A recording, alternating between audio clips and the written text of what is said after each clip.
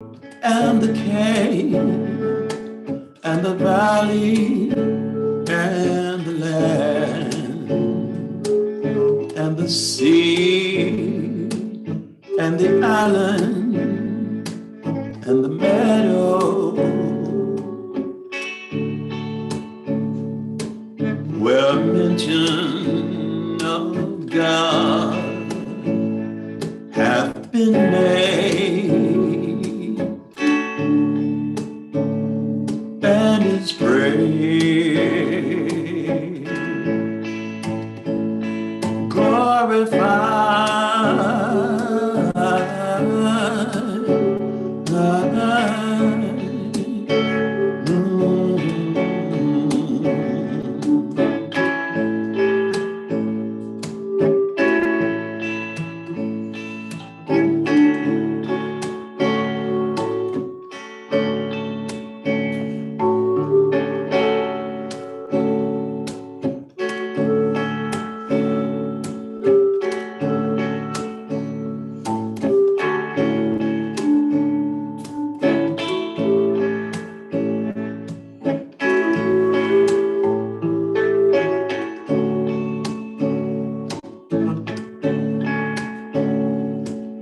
where mention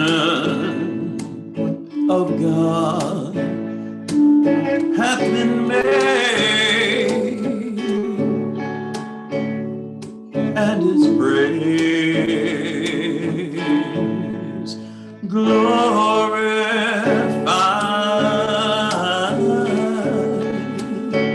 Ooh,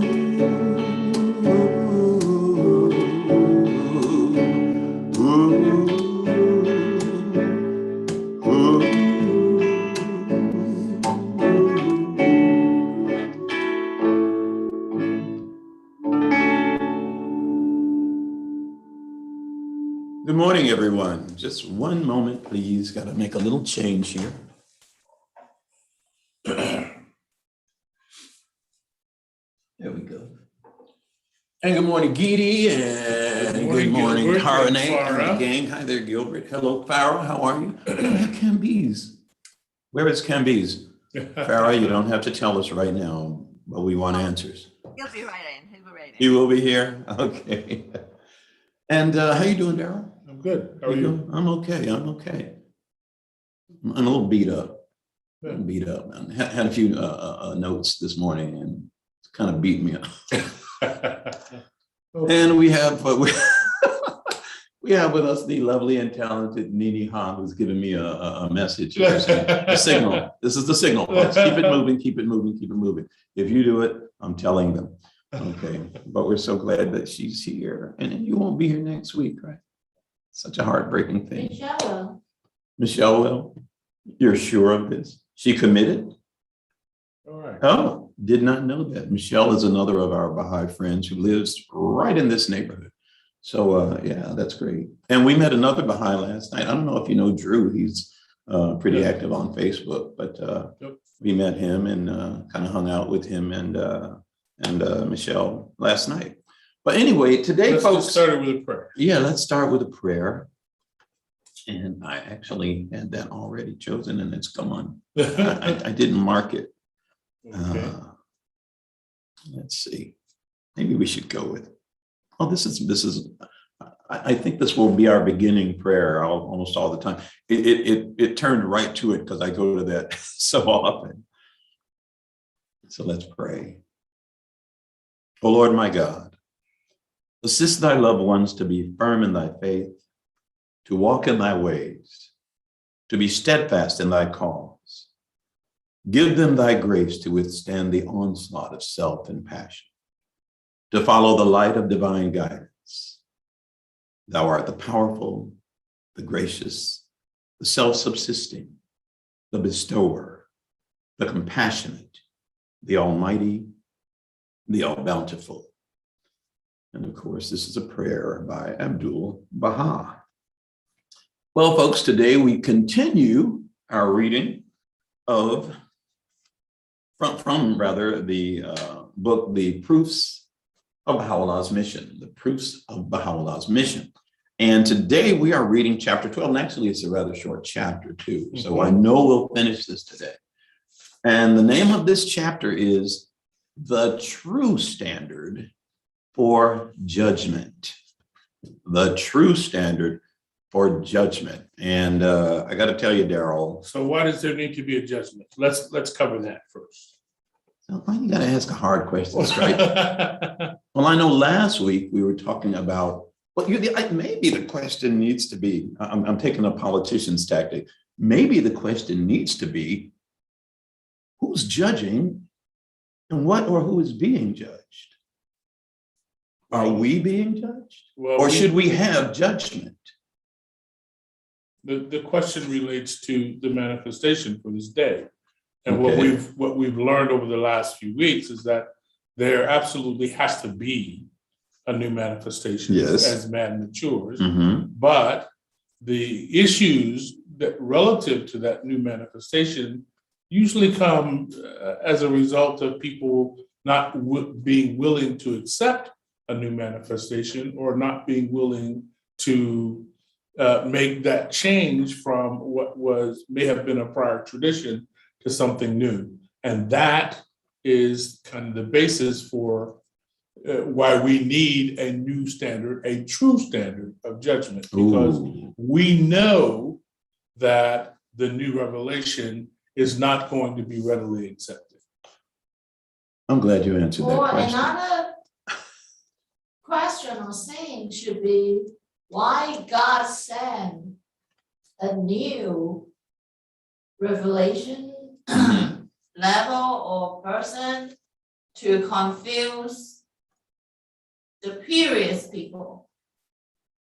Well, I don't know that his intent is to confuse, but God, when he made his covenant with man, he said, I will never leave you alone. And when he created mankind, he understood that man, like anything in creation, goes through stages.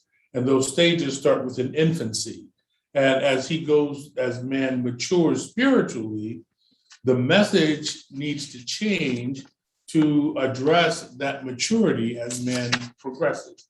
So the message changed, but the messenger changes at the same time.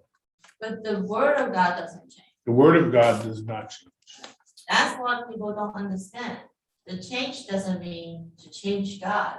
The change is just to change the situation to combine, to grow in God's word. Exactly. To It's just like, consolidate all those teachings. Mhm. And just like we read last week, revelation should lead to transformation. Right. And so that transformation is supposed to take place. That was such a good question. We have some other people join us in Zoom. We've got, hang on. I'm going to go ahead and look.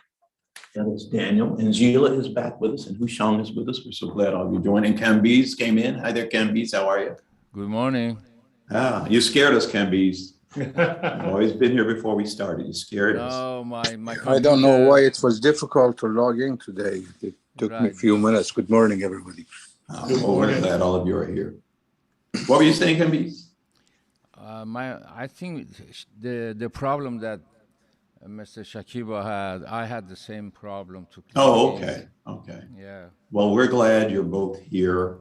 And folks, that's our time for today. We've enjoyed. No, but yeah, those are all really very pertinent questions that, exactly why is this necessary? Why is judgment even necessary? So Daryl, and I'm going to go ahead and give you a heads up. I'm going to be stopping you right after you finish the first passage here, which comes from gleanings from the writings of Baha'u'llah. Okay. The true standard for judgment.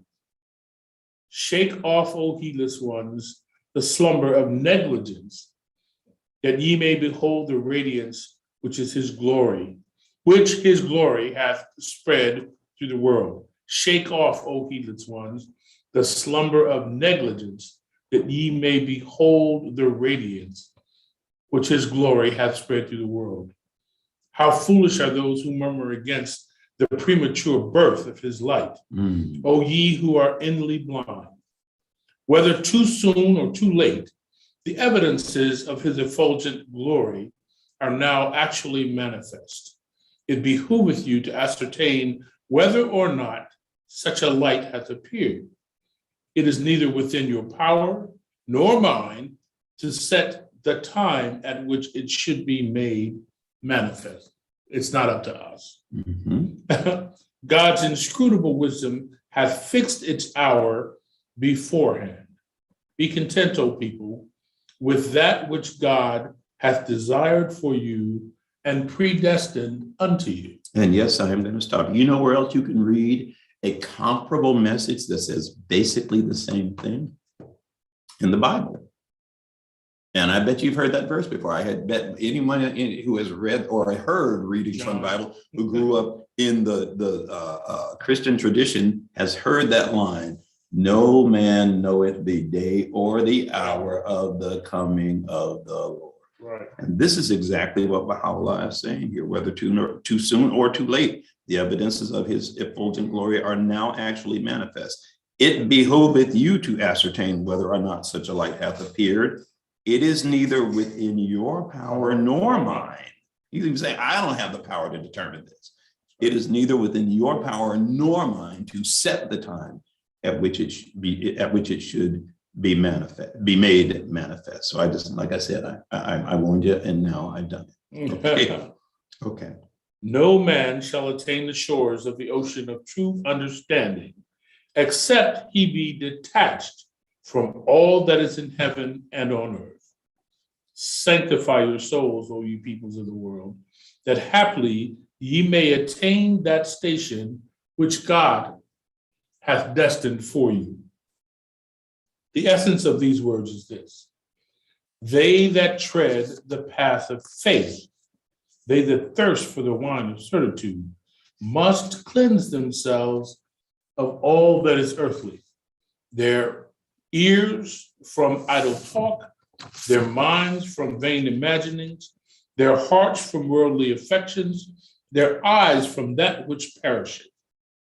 They should put their trust in God, and holding fast unto him, follow his way. Then will they be made worthy of the effulgent glories of the Son of divine knowledge and understanding, and become the recipients of a grace that is infinite and unseen, inasmuch as man can never hope to attain the knowledge of the all-glorious, can never quaff from the stream of the divine knowledge and wisdom, can never enter the abode of immortality, nor partake of the cup of divine nearness and favor, unless and until he ceases to regard the words and deeds of mortal men as the standard for the understanding and recognition of God and his prophets. Yes. Wow. It behooveth thee to look with divine insight upon the things we have revealed and sent unto thee, and not towards the people and that which is current amongst them. They are in this day like unto a blind man who, while moving in the sunshine, demandeth, where is it? Where is the sun? Is it shining? He would deny and dispute the truth Where is the sun? Is it shining? He would deny and dispute the truth and would not be of them that perceive. Never shall he be able to discern the sun or to understand that which hath intervened between him and it. He would object within himself, voice protests, and would be among the rebellious. Such is the state of this people. Leave them unto themselves, saying, unto you be that which ye desire, and unto us that which we desire. Daryl, I'm stopping you again. Have you heard Wretched that? indeed is the plight of the ungodly. Okay, now I can stop you. Sorry, I jumped in too soon. You ever heard that anywhere else? Leave them unto themselves. Of course. Where? I'll let you tell me. Well, Jesus says the same thing to his disciples. That's right. That's right. Yeah. He said the same thing to us. If they don't listen, you leave leave them to themselves. That's right. He also said, let the dead bury their dead. He's not talking about dead people burying dead people literally. He's talking about people that don't respond to the word. Right. I mean, I like the fact that in the very first passage you read, Baha'u'llah addresses those people who don't accept this dispensation, that don't accept this revelation. He says, "Oh, ye who are inly blind." And then later on, he compares them to a blind man. He uses that simile. Yes. He says, let's see, where is it? Oh man, and I underlined it. They are in this day like unto a blind man who, while moving in the sunshine, he's out there in the sun and demands, where is the sun? Is it shining? He would deny and dispute the truth and would not be of them that perceive. Why? Because he's blind. And then later on, Baha'u'llah tells his people, this is how you respond to them. He tells them what? He just, first of all, he just kind of says, and again, this is just me. And like I said, we've said many times, we're not ministers. We just, kind of try and interpret this to the best of our ability. We don't have any special authority or anything. But I read this and my own, I don't know, interpretation, maybe I'm reading too much into it. But I think he's just kind of say, hey, those people are out there. Such is the state of this people. This is just the way they are. Leave them unto themselves. He's not saying argue with them. That's right. Leave them unto themselves, saying, unto you be that which ye desire, and unto us that which we desire. He basically says argument is worthless effort. Yep. And you know what? Hang on. Oh, that's later on. I mean, he doesn't say that later on. You're right. But there's something later on that I do want to point out. But anyway, thank you. Continue.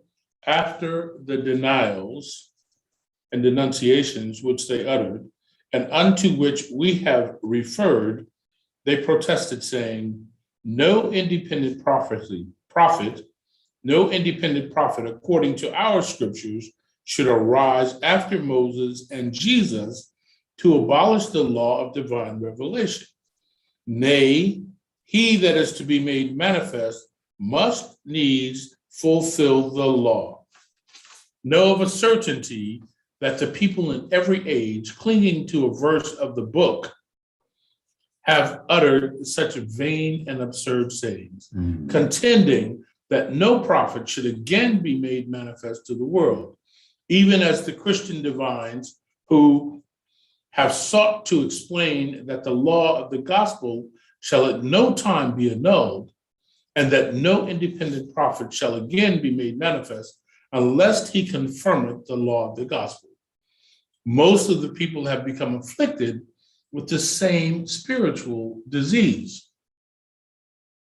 Oh, brother, we should open our eyes, meditate upon his word, and seek the sheltering shadow of the manifestations of God, that perchance we may be warned by the unmistakable counsels of the book, and give heed to the admonitions recorded in the holy tablets, that we may not cavil at the revealer of the verses, that we may resign ourselves wholly to his cause, and embrace wholeheartedly his law, that haply we may enter the court of his mercy and dwell upon the shore of his grace.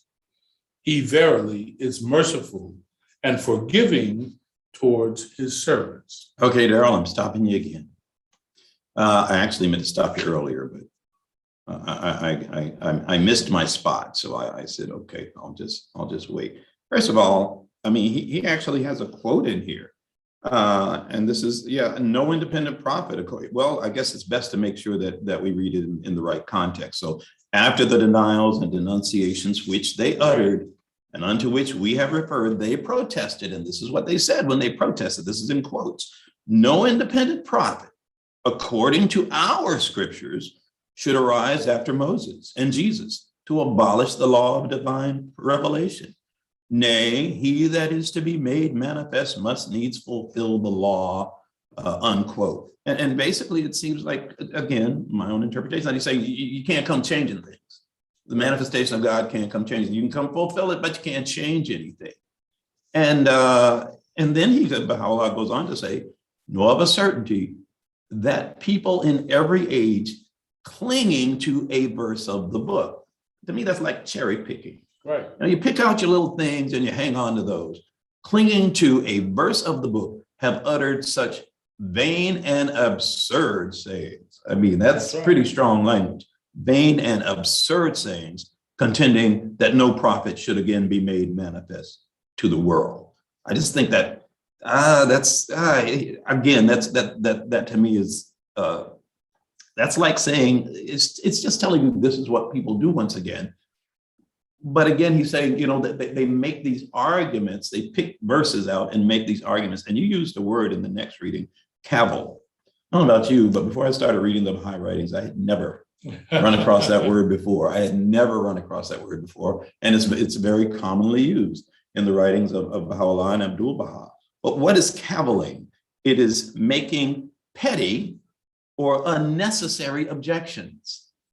Making petty or unnecessary objections. And so Baha'u'llah is telling us where he uses this word, he says, oh, brother, we should open our eyes, meditate upon his word, and seek the sheltering shadow of the manifestations of God. He's putting that in plural, and seek the sheltering shadow of the manifestations of God, that perchance we may be warned by the unmistakable counsels of the book, and give heed to the admonitions recorded in the holy tablets, that we may not cavil at the revealer of the verses, that we may resign ourselves wholly to his cause and embrace wholeheartedly his law. And he goes on, of course, to the end of that verse. But I just think that again, it's important that we point out, yeah, a lot of these arguments that people have against the manifestation, you can, oh man, I hate to even go there, but you can build it as is often done today, given the current state of the world. You can build an argument to support, I'll just say nonsense. Almost anything. Yeah, to support nonsense. If you pick and choose, if you get in your echo chamber and stay there, if you, again, very carefully pick, because you've already determined that you're going to be wrong if you're speaking to an authority. You're going to be wrong no matter what you say to me. In my mind, you're always going to be wrong. I'm not even going to be listening. And so, you know, I just look at this pretty much in the same way. You know, I'm going to stop there because I could go on, but it would just be repetitious and so forth. Why don't you read the next section? Okay, this next section talks about the standard that we need to use. And this is coming from the Kitabi Aqdas by Baha'u'llah. O leaders of religion, weigh not the book of God with such standards and sciences as are current amongst you. For the book itself is the unerring balance established amongst men. I'll repeat that again. Weigh not the book of God with such standards and sciences as are current amongst you. For the book itself is the unerring balance established amongst men. In this most perfect balance, whatsoever the peoples and kindreds of the earth possess must be weighed. In this most perfect balance, whatsoever the peoples and kindreds of the earth possess must be weighed, while the measure of its weight should be tested according to its own standard, did ye but know it. That was, I almost want to say, Gilbert, you want to weigh in on this? Because, I mean, it sounds to me like Baha'u'llah is saying, you don't weigh the scale with an inferior scale. That's right. You don't weigh the standard with an inferior standard. He's saying this scale, the book of God, is the most perfect balance. In this most perfect balance, whatsoever the peoples and kindreds of the earth possess must be weighed, while the measure of its weight should be tested according to its own standard. Did ye but know it? Gilbert, I saw you unmute. Were you going to add something? generally, you have to realize this is the first time in history of humanity you have the blueprint of the future society be given within the revelation itself. Right. Allah mentions that my revelation is complete. So that Right. Exactly. there is no room for interpretation. And Okay. it covers every area. And that's really the key about the process itself, that does not require any intermediary or a clergy in the process. So these are classical examples of you create a model that doesn't have paradoxes in it. That means that one law doesn't conflict the other. Right. If you leave to interpretation of humanity, like you have prior manifestations, two people can read, or two priests can read the same document and come up with the opposite opinion. Or Mhm. Right. segment of the code basically nullified the other side of the same book. But you can't find this in Baha'i religion. Okay.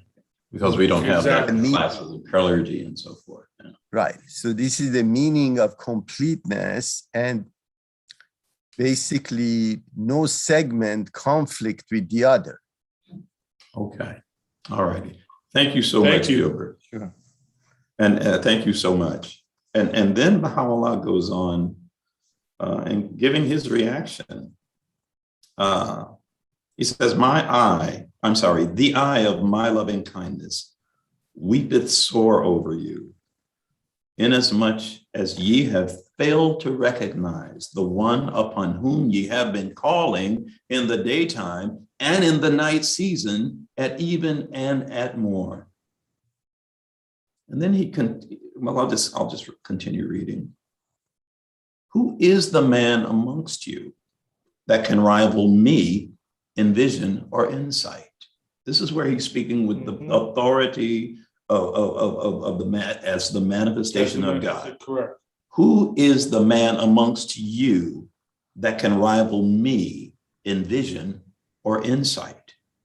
Where is he to be found that dareth to claim to be my equal in utterance or wisdom? No, by my Lord, the all-merciful, all on the earth shall pass away. And this is the face of your Lord, the Almighty, the well-beloved. I'm going to stop there, man. It's 10:30. Maybe we can do a song. Sure. And I still don't know what song to do, but since I got this one up here,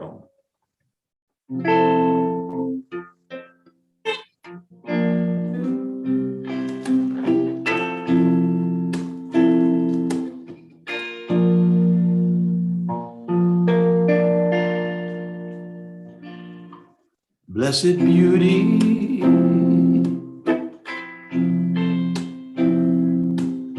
be my guide in life. Blessed beauty, show the way. Blessed beauty, be my protector. Help me grow in love for you day by day.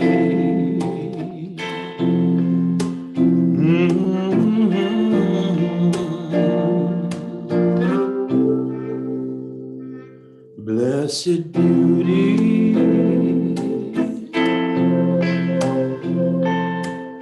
be my teacher. Blessed beauty, night and day.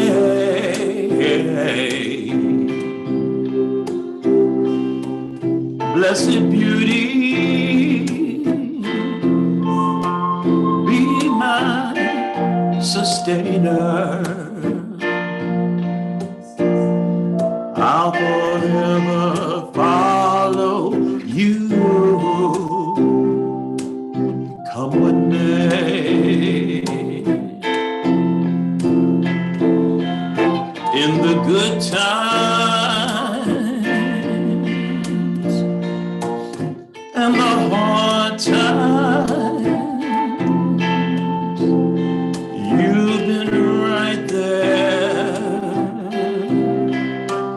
waiting to guide me. And if ever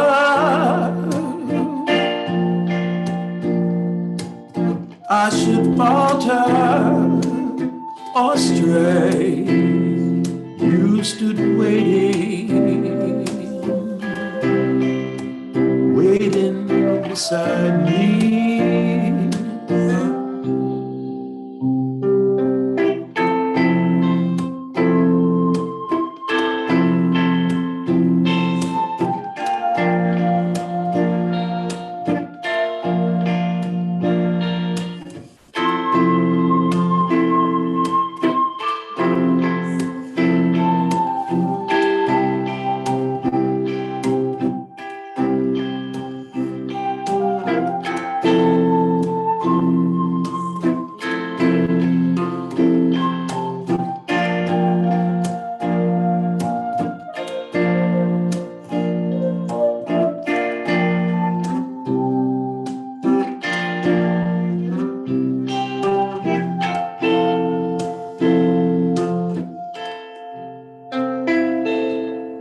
Blessed beauty,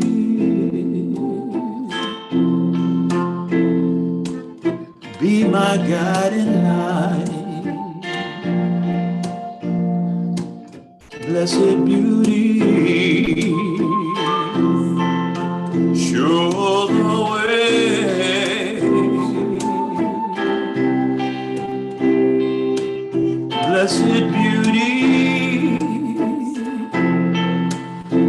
my protector, help me grow in love for you day by day. I'll forever follow you, come what may.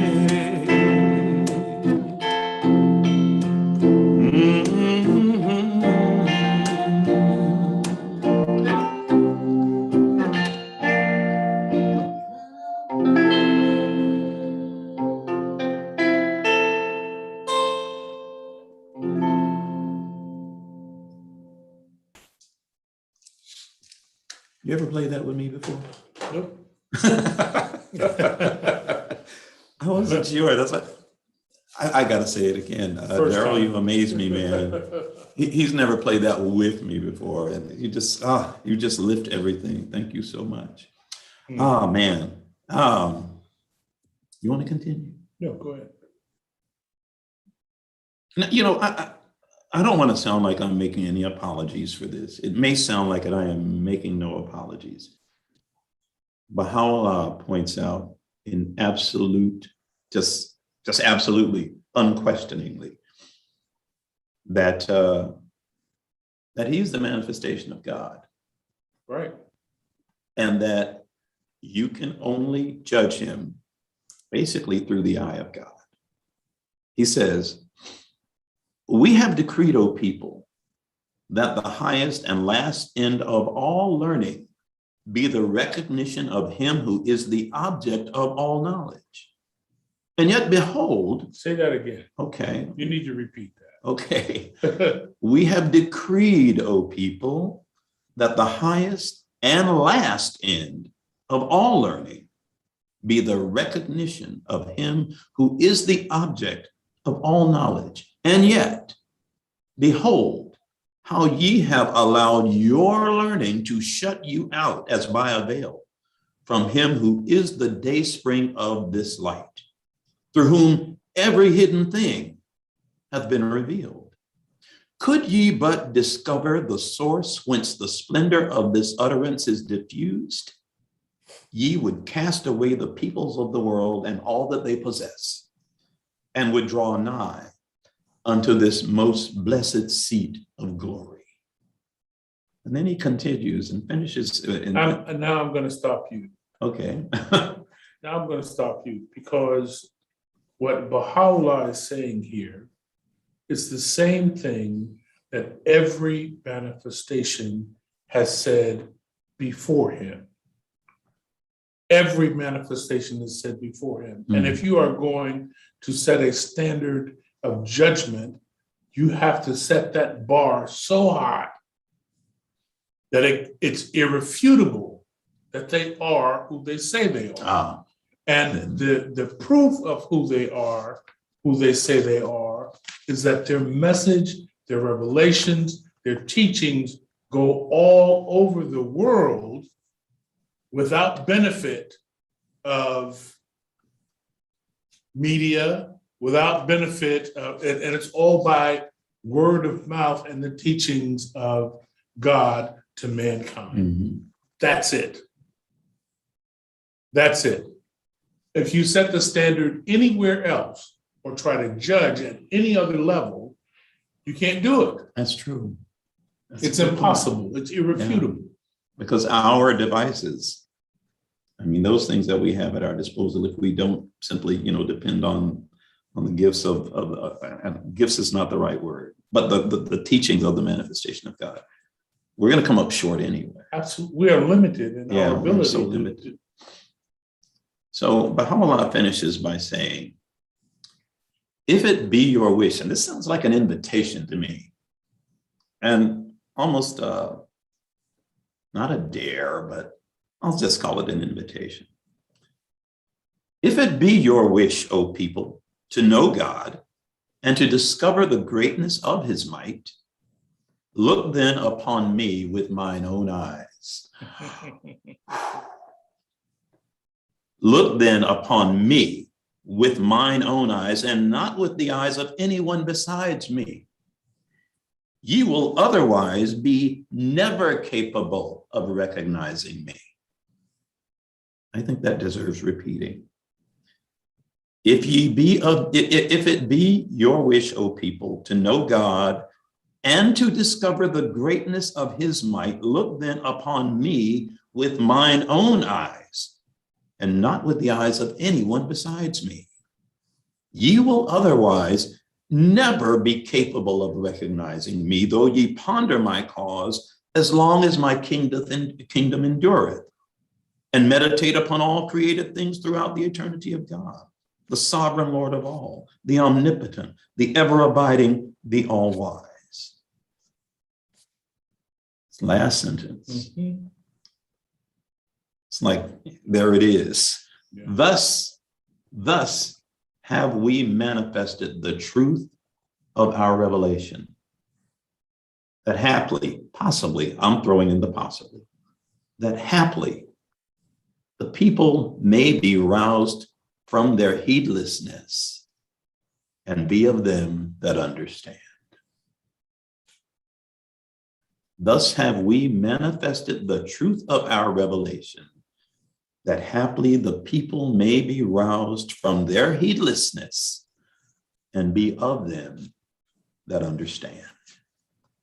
Again, today's topic is the true standard for judgment. And now, if you've been listening, you know that the true standard for judgment is the word of God itself. That's right. And, with our own, again, inferior devices and our own inferior knowledge, our own, it's funny how, I don't know about you, but I'll get a little personal here. The first time I ever heard of the Baha'i faith or the Baha'i writings, I said, ain't no way. I said, no way. I rejected it absolutely. And then again, years later, thank God, had another opportunity. And for anyone who, I guess this is just a good time to say, for anyone who's interested in knowing more about the Baha'i faith, or maybe it's a little premature, maybe we should first go into prayers and so forth. But it's just that, even what we try and do here, it might not be enough. And Baha'u'llah and even in the Baha'i faith, we're told that one of the standards, one of the precepts is independent investigation of the truth. That's right. That's one reason we have no clergy, but independent investigation of the truth. And for those who do not have the capability of independently investigating, we're supposed to help those people. We're supposed to, as we search, we are supposed to help those who are incapable of doing it on their own. And so, but for anyone who is interested in knowing more about the Baha'i faith, there are some authoritative websites. I'm going to go ahead and say it now, and then we can get into having other prayers and songs. But the other authoritative places that you can go, websites that you can, go to and read more are Daryl? www.baha'i.us, www.baha'i.org, www.bahaiteachings.org. And if you are local in the Clearwater or Tampa Bay area, you can go to the www.clearwaterbaha'is.org. You know, Daryl, you told us about www.bahaiteachings.org last week. And I said, I've never heard of that. I've been reading their material. I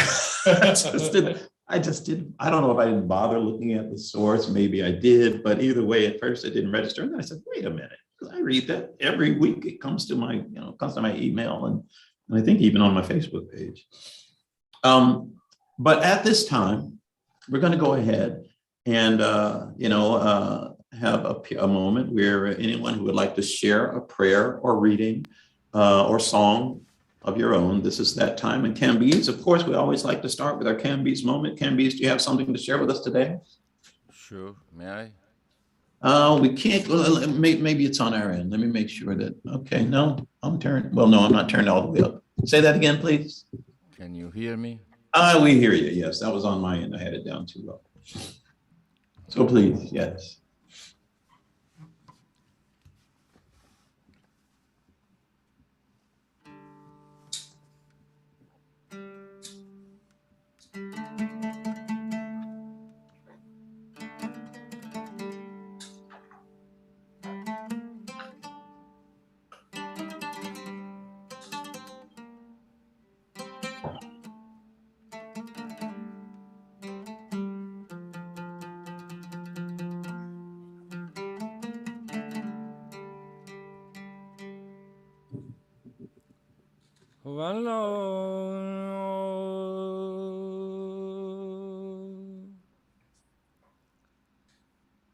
ای یار عبدالبها چشمه خورشید عنایت پرجوش است چشمت روشن باد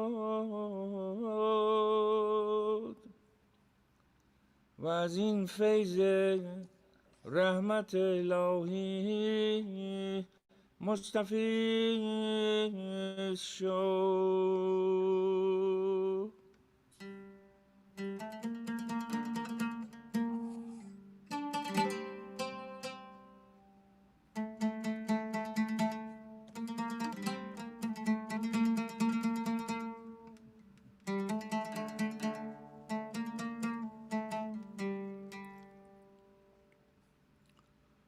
امکان ظلمت اندر ظلمت است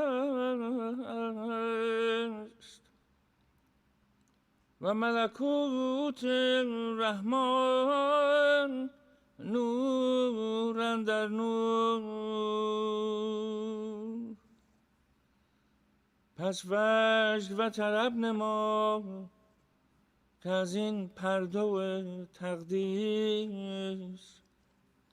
دل صحرا تور گشت و لمعه نور را برافروخت و جلوه الطاف جمیع اطراف را روشن نمود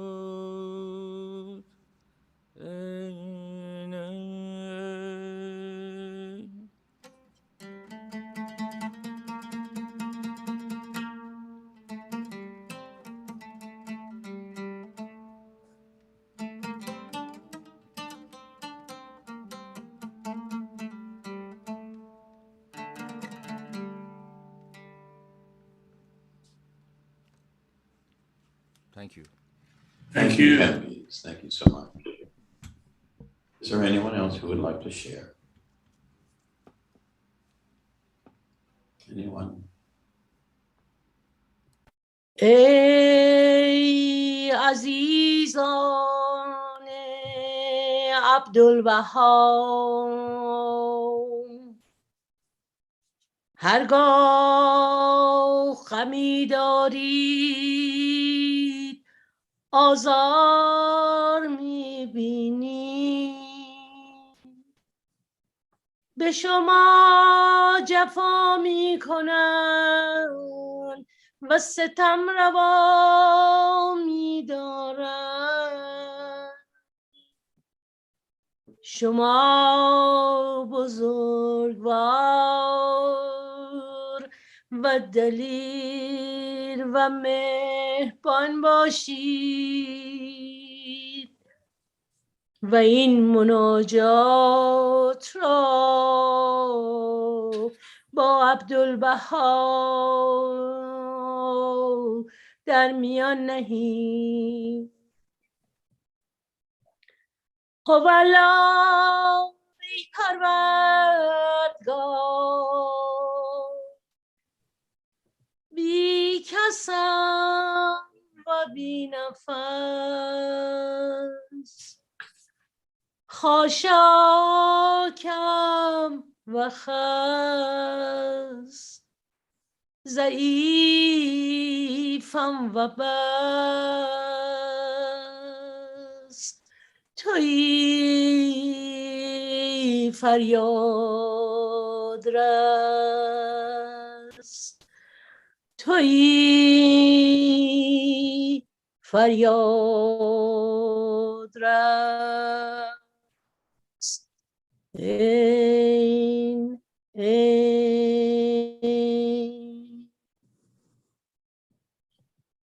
Thank you, Gila.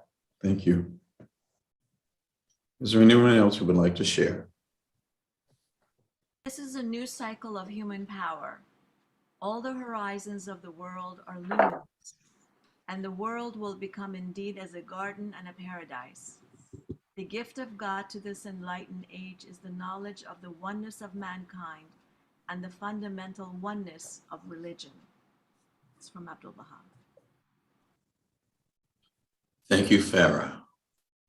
Thank you very much. Is there anyone else who'd like to share? Anyone?